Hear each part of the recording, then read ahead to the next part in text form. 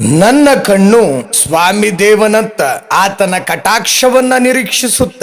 ಕೀರ್ತನೆಗಳ ಗ್ರಂಥ 123ನೇ ಕೀರ್ತನೆ 2ನೆಯ ವಾಕ್ಯ, ದೇವರ ಪರಿಶುದ್ಧ ವಾಕ್ಯ. ಪ್ರಿಯರೇ, ನಮ್ಮ ತಂದೆ ತಾಯಿ, ತಾತ ಮುತ್ತಾತಂದಿರು ಬೆಳಗ್ಗೆ ಹಾಸಿಗೆಯಿಂದ ಎದ್ದ ಕೂಡಲೇ ದೇವರ ಮುಖವನ್ನ ನೋಡಿ, ದೇವರ ದರ್ಶನವನ್ನ ಪಡೆದು, ದೇವರಿಗೆ ಕೃತಜ್ಞತಾ ಸ್ತೋತ್ರವನ್ನ ಸಲ್ಲಿಸಿ, ಭಗವಂತ ನಮ್ಮ ಬಾಳಿನಲ್ಲಿ ಮತ್ತೊಂದು ದಿನವನ್ನ ನೀನು ನೀಡಿದ್ದಿ, ಈ ದಿನ ನನ್ನ ಜೊತೆಗಿದ್ದು ನನ್ನನ್ನ ಕಾಯ್ದು ಕಾಪಾಡು, ಒಂದೊದಗಬಹುದಾದಂತ ಆಪತ್ತು ವಿಪತ್ತುಗಳಿಂದ ನನ್ನನ್ನ ರಕ್ಷಿಸು ಎಂದು ದೇವರನ್ನ ಪ್ರಾರ್ಥಿಸಿ ದಿನವನ್ನ ಆರಂಭಿಸುತ್ತಿದ್ದರು. ಮತ್ತು ಮಲಗುವ ಮುನ್ನ ದೇವರಿಗೆ, ಈ ದಿನವೆಲ್ಲ ನನ್ನ ಜೊತೆಗಿದ್ದು ನನ್ನನ್ನ ಕಾಪಾಡಿದ್ದಿ, ಈ ದಿನ ನನಗೆ ಹೊಟ್ಟೆ ತುಂಬ ಆಹಾರವನ್ನ ನೀನು ದಯಪಾಲಿಸಿದ್ದಿ, ಸುಖ ಶಾಂತಿ ನೆಮ್ಮದಿ ಈ ದಿನ ನನಗೆ ನೀ ಕೊಟ್ಟಿದ್ದಿ, ನಿನ್ನ ಕೃಪೆಯನ್ನ ಈ ದಿನ ನನಗೆ ನೀಡಿದ್ದಕ್ಕಾಗಿ ಕರ್ತನೆ ನಿನಗೆ ಕೃತಜ್ಞತಾ ಸ್ತುತಿ ಸ್ತೋತ್ರ ವಂದನೆ ಸಲ್ಲಿಸುತ್ತೇನೆ ಎಂದು ಪ್ರಾರ್ಥಿಸಿ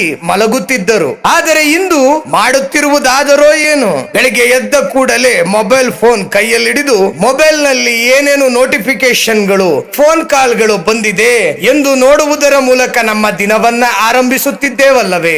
ರಾತ್ರಿ ಮಲಗುವಾಗಲೂ ಮೊಬೈಲ್ ಫೋನ್ ನೋಡುತ್ತಲೇ ನಿದ್ರೆಗೆ ಜಾರುತ್ತಿದ್ದೇವಲ್ಲವೇ? ಮೊಬೈಲ್ ಫೋನ್ಗಳಿಗೆ ನಾವು ನೀಡುವಂತಹ ಸಮಯ ಮತ್ತು ಪ್ರಾಮುಖ್ಯತೆ ದೇವರಿಗೆ ನೀಡಿದರೆ ಅದೆಷ್ಟು ಸುಂದರವಲ್ಲವೇ? ನಮ್ಮ ಕಣ್ಣು ಮೊಬೈಲ್ ನತ್ತ ನೋಡದೆ ಸ್ವಾಮಿ ಸರ್ವೇಶ್ವರನತ್ತ ನೋಡಿದರೆ ದೇವರು ನಮ್ಮನ್ನ ಕಟಾಕ್ಷಿಸದೇ ಇರುವರೆ? ಪ್ರಿಯ ಸಹೋದರ ಸಹೋದರಿಯರೇ, ಇಂದಿನಿಂದ ಆದರೂ ಮೊಬೈಲ್ಗೆ ನೀಡುವಂತಹ ಸಮಯದಲ್ಲಿ ಅರ್ಧ ಭಾಗದಷ್ಟು ನಮ್ಮನ್ನ ಸೃಷ್ಟಿಸಿ ರಕ್ಷಿಸಿ ಕಾಪಾಡುವಂತಹ ಸ್ವಾಮಿ ಸರ್ವೇಶ್ವರನಾದಂತ ಯಾವೇ ಯೆಹೋವ ತಂದೆ ದೇವರಿಗೆ ಸಮಯವನ್ನ ನೀಡಿ ದೇವರ ಸಾಕ್ಷಾತ್ಕಾರವನ್ನ ಪಡೆಯುವ ಭಾಗ್ಯವನ್ನ ನಮಗೆ ನೀಡಿ ಯೇಸುವೆ ಎಂಬುದಾಗಿ ಯೇಸು ಸ್ವಾಮಿ ಅತಿ ಪರಿಶುದ್ಧ ನಾಮದಲ್ಲಿ ಪ್ರಾರ್ಥಿಸೋಣವೇ? ಆಮೆನ್.